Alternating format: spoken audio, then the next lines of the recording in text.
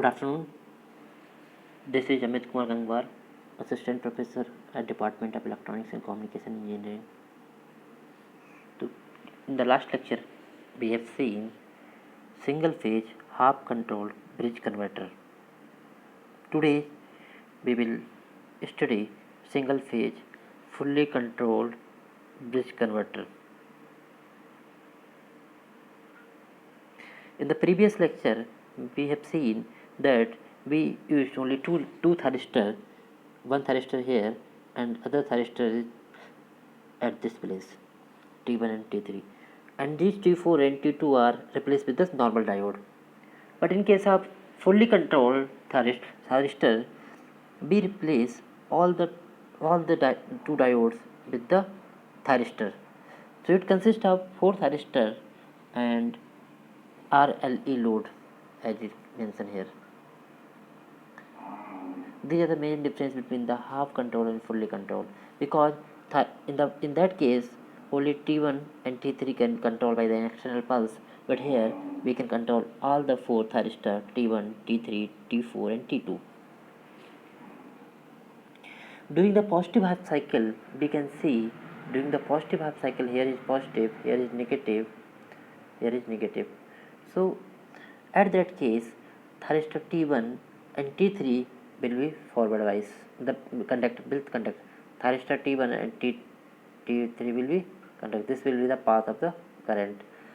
So during the positive half cycle of sine wave input signal, thyristor T1 and T2 will conduct when fired at an angle alpha. You can see from this table T1 T2 in the previous cycle T1 T2 will conduct. When T1 T2 will conduct, it will actually short circuit. The voltage across T1 T2 will be 0 0, and T4 and T3 will be minus B, because it is not conducting, so the voltage drop will be minus B. Overall voltage will be B1 at the output of this terminal. During the negative cycle, just like negative here it is positive. In that case, the path of the current will be like this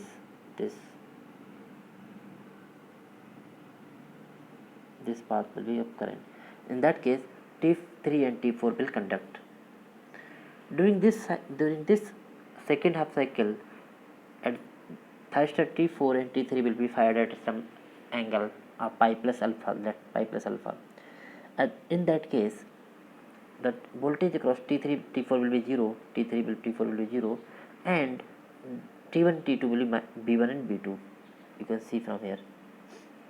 But B0 will be, since current will be flow like this in this path, current will flow like this, means so it means voltage will be of negative polarity, so minus of Vi will be at the output terminal. So you can see at the both the mode, when positive cycle and negative cycle, these 4 thyristor 2 are fired at some angle of alpha, another 2 are fired at pi plus alpha. Figure 10 shows the circuit diagram of single phase fully controlled rectifier bridge converter. It is one of the most popular converter circuits. It is widely used in the speed control of separately excited DC machines. Indeed, RLE load is shown in figure may represent the electrical equivalent circuit of separately excited DC motor. RLE load is equivalent, its representation of the separately excited DC machine. When the load is RLE nature, inductor, resistive, and E means battery, so it will behave like an induction machine, any induction motor, any DC machine. It can represent by any DC machine. Since fully controlled bridge converter is obtained by replacing all the diodes of corresponding uncontrolled converter by thyristors. As I told you, in the case of fully controlled bridge converter, all the diodes are replaced by thyristor. Thyristor T1 T2 are fired while T3 T4 are fired at 180 degree after T1 and T2 fired. Suppose T1 T2 fired at alpha angle, so T3 and T4 will be T3 and T4 will be fired at pi plus alpha angle.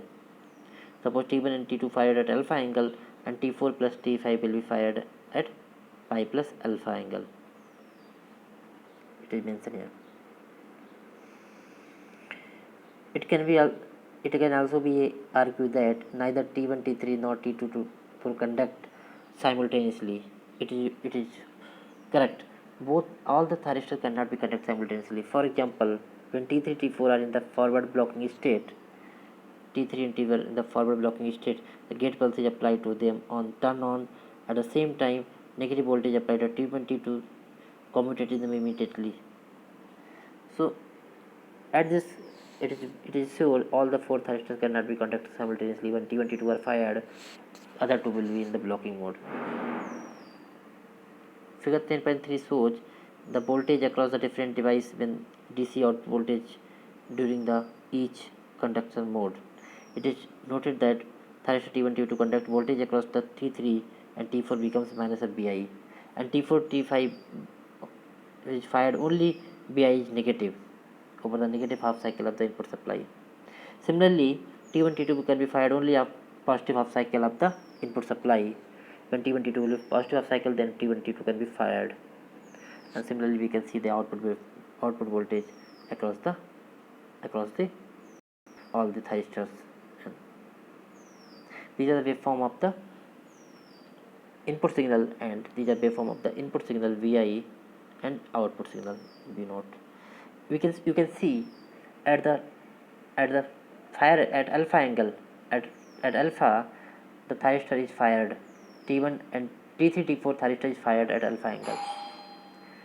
You can see the wave when these are fired, you can voltage at minus B0, and when after pi plus alpha, you can see other thyristor is fired, then it voltage like this. So these are the waveform across the output waveform. You can see here from here. When T3, T4 fired, output will be negative of B0. When T1, T2 fired, the output will be positive of B0 plus Bi. These are the overall circuit waveform.